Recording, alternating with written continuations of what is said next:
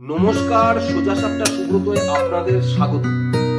দুর্নীতিটা এই রাজ্যে এমনভাবে প্রাতিষ্ঠানিক রূপ পেয়েছে এবং সেই রূপের কাণ্ডারি যে মমতা বন্দ্যোপাধ্যায়, তা আর বলার অবকাশ রাখে না। তাই প্রথম থেকে একদম ওপর থেকে শুরু করে নিচ স্তর অব্দি দুর্নীতি করতে কেউ বাকি রাখছে না। সে তৃণমূল কংগ্রেসের নেতা থেকে শুরু করে, তৃণমূল কংগ্রেসের নেতাদের গা ঘেঁষা কোনো পিএ থেকে শুরু করে, এমনকি প্রশাসনিক ক্ষেত্রে যে সমস্ত সরকারি কর্মচারী রয়েছে তাদের অধিকাংশই কিন্তু এই সরকারের পা চাটছে এবং দেদার লুটে নিচ্ছে। কারণ তারা খুব ভালো করে জানেন যে যদি লুটে ঠিকঠাকভাবে নেওয়া যায় আর যদি 25% ভাগ কালীঘাটে পৌঁছে দেওয়া যায়, তাহলে এই সরকার আমাদের পাশেই দাঁড়াবে, এমনকি মুখ্যমন্ত্রী প্রয়োজন হলে নিজেও পাশে দাঁড়িয়ে পড়বেন। এটা প্রত্যেকেই বুঝে গেছে। তাই চোখ কান নাক বুঝে শুধু দুর্নীতি আর দুর্নীতিই করে যাচ্ছে। কারণ দেখুন, একটা রাজ্যের শিক্ষামন্ত্রীর যদি গার্লফ্রেন্ডের বাড়ি থেকে 50 কোটি টাকা ক্যাশ পাওয়া যায়, তাহলে বলুন তো কেন শিক্ষা দপ্তরে যারা চাকরি করে তারা যদি কয়েক কোটি টাকা লুটে নেয়, তাহলে তাদের অপরাধটা কোথায়? আর আমাদের রাজ্যের যারা জনগণ আছে তারা এই দুর্নীতিতে হ্যাবিচুয়েটেড হয়ে গেছে। তারা মনে করছে দুর্নীতি করছে করুক, 1000 কোটি টাকা কামাচ্ছে কামাক, 1000 কোটি টাকা নষ্ট করুক, আমার তাতে কিছু যায় আসে না, আমাদের মাসে 500,000 দিয়ে দিচ্ছে তো ব্যাস, তাহলেই হলো। আর বারবার এই দুর্নীতি করার পরেও যখন নির্বাচনের ফল তৃণমূল কংগ্রেসের দিকে যাচ্ছে, তখন তৃণমূল কংগ্রেস বুক ফুলিয়ে বলে দিতে পারছে যে সত্যি দেখুন দুর্নীতি করে কি হচ্ছে, মানুষ তো তৃণমূল কংগ্রেসের পাশেই থাকছে। যার ফলে পরবর্তীকালে আবার দুর্নীতির ক্ষেত্রে নতুন করে উদ্যম নিয়ে ঝাঁপাতে সুবিধা হচ্ছে এই তৃণমূল কংগ্রেস এবং তার প্রশাসনের ফলে পরে। কেন আমি এতগুলো কথা আপনাদের বললাম জানেন? আচ্ছা, আপনারা তো কেউ না কেউ কোনো না কোনো পৌরসভার আন্ডারে থাকেন বা সেই অঞ্চলে বসবাস করেন, এবং বাড়ির যে কোনো ট্যাক্সের কাজ বলুন, মিউটেশনের কাজ বলুন, প্ল্যানের কাজ বলুন, আপনারা পৌরসভায় অধিকাংশ মানুষ গেছেন। আচ্ছা, পৌরসভায় যে সমস্ত ইঞ্জিনিয়ার আছে আপনারা বলুন তো কত টাকা তারা মাইনা পেতে পারে, কত টাকা পেতে পারে আপনাদের আন্দাজ?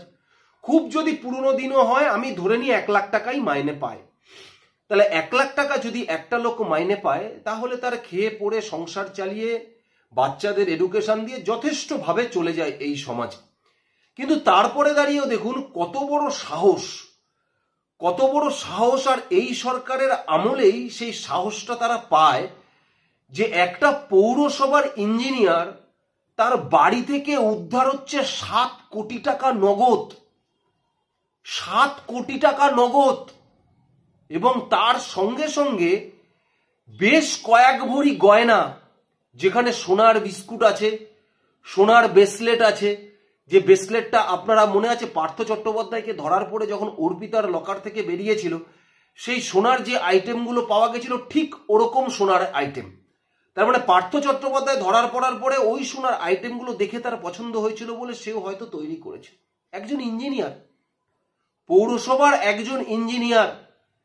এবং তারপরে যখন ব্যাংকে যাওয়া হয়, ব্যাংকেও টাকা পাওয়া যায়, তার সঙ্গে সঙ্গে তার একাধিক সম্পত্তি আছে চারিদিকে। একটা পৌরসভার সাধারণ ইঞ্জিনিয়ার।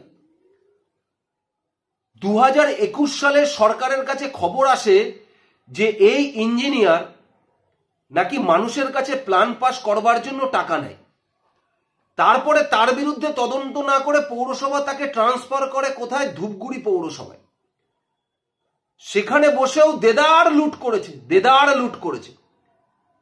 অবশেষে দুর্নীতি দমন শাখা গিয়ে তার বাড়িতে হাজির। তার বাড়িতে সকাল সকাল গিয়ে দরজায় কড়া নেড়েছে এবং দরজা খুলে দেখছে যে সেই বাড়িতে বিছানার তলায়, সানের নিচে, আলমারির পিছনে, এমনকি দেয়ালে পর্যন্ত র্যাক করে বিভিন্ন বইয়ের ভাজে ভাজে ভাজে ভাজে সেখানে নগদ 7 কোটি টাকা রেখে দিয়েছে। ইউনিয়ন এগরা পৌরসভার, পূর্ব মেদিনীপুরের এগরা পৌরসভার ইঞ্জিনিয়ার ছিলেন ইনি। এনার নাম হলো চন্দন দাস।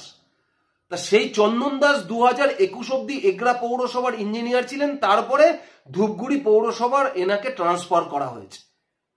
তাহলে ভাবুন, যে ইঞ্জিনিয়ার শুধুমাত্র প্ল্যান পাস করিয়েই এত কোটি টাকা ক্যাশ বাড়িতে থাকে, এছাড়া বাইরে প্রচুর সম্পত্তি আর সোনাদানা তো রয়েছেই, যেগুলো ইতিমধ্যে দুর্নীতি দমন শাখা উদ্ধার করেছে। তাহলে ভাবুন তো সেই পৌরসভা এলাকায় কতগুলো বেআইনি নির্মাণের ক্ষেত্রে প্ল্যান স্যাংশন করে দিয়েছে ইনি। এবং যে কোনো পৌরসভার প্ল্যান স্যাংশন করতে হলে ইঞ্জিনিয়ারদের যেরকম সই থাকে তার সঙ্গে সঙ্গে কিন্তু পৌর প্রধানেরও সই করতে হয়। দেখবেন আপনি যখন কোনো প্ল্যান স্যাংশন করতে যাবেন, সেই প্ল্যান স্যাংশন করতে গেলে সবার প্রথম স্ট্যাম্প দিয়ে সই করবে সেই পৌরসভার ইঞ্জিনিয়ার, তারপরে সেটা যায় চেয়ারম্যানের ঘরে, তারপরে সেই চেয়ারম্যান কিন্তু সেটা সই করে, সেই ইঞ্জিনিয়ারের দেখে তিনি সই করেন। তাহলে এই ইঞ্জিনিয়ার দিনের পর দিন এইভাবে যারা প্ল্যান পাস করাতে আসছে তাদের থেকে টাকা নিচ্ছে, সেই খবর কি পৌরসভার পৌর প্রধানের কাছে ছিল না বলে আপনাদের মনে হয়? ছিল না বলে মনে হয়? যদি তার বাড়িতে 7 কোটি টাকা ক্যাশ থাকে, তাহলে যতদিন তিনি সার্ভিস করেছে ততদিন কত কত কোটি টাকা তিনি কামিয়েছেন শুধুমাত্র বেআইনি ভাবে, সেটা একবার আপনারা নিজেরা কল্পনা করেন। এবং তার কত পার্সেন্ট ভাগ সেই পৌরসভার চেয়ারম্যানকে দিতে হয়েছে বলে তিনি দিনের পর দিন ওই আসনে বসে মানুষের কাছ থেকে বেআইনিভাবে টাকা নিয়ে গেছে, এটা আপনারা ভাবুন। যদি একজন সাধারণ বাড়ির মানুষ যিনি 1 তলা 2 তলা করবেন তার প্ল্যান স্যাংশন করে, উনি নিশ্চয়ই এত কোটি টাকা বাড়িতে রাখতে পারতেন না বা এত কোটি টাকা কামাতে পারতেন না।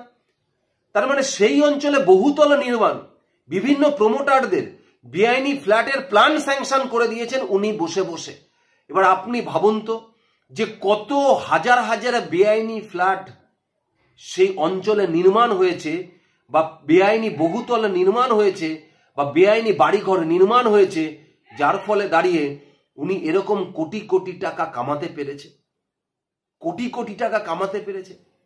ভাবতে পেরেছেন একটা পৌরসভার ইঞ্জিনিয়ার, তার বাড়ি থেকে বাথরুম থেকে টাকা পাওয়া যাচ্ছে, বাথরুম থেকে টাকা পাওয়া যাচ্ছে। এই সব দেখার পরেও আপনারা এই সরকারটাকেই 3-3 বার ভোট দিয়ে ক্ষমতায় নিয়ে এসেছিলেন না? এই সরকারটাকেই ভোট দিয়ে 3-3 বার ক্ষমতায় নিয়ে এসেছিলেন না? এই রাজ্যে মানুষের হাতে কাজ নেই? এই রাজ্যে এক শ্রেণীর মানুষের আছে প্রচুর টাকা চলে গেছে, এই টাকাগুলো বেআইনি টাকা বাড়িতে রাখা হচ্ছে, এই টাকা মার্কেটে খাটছে না,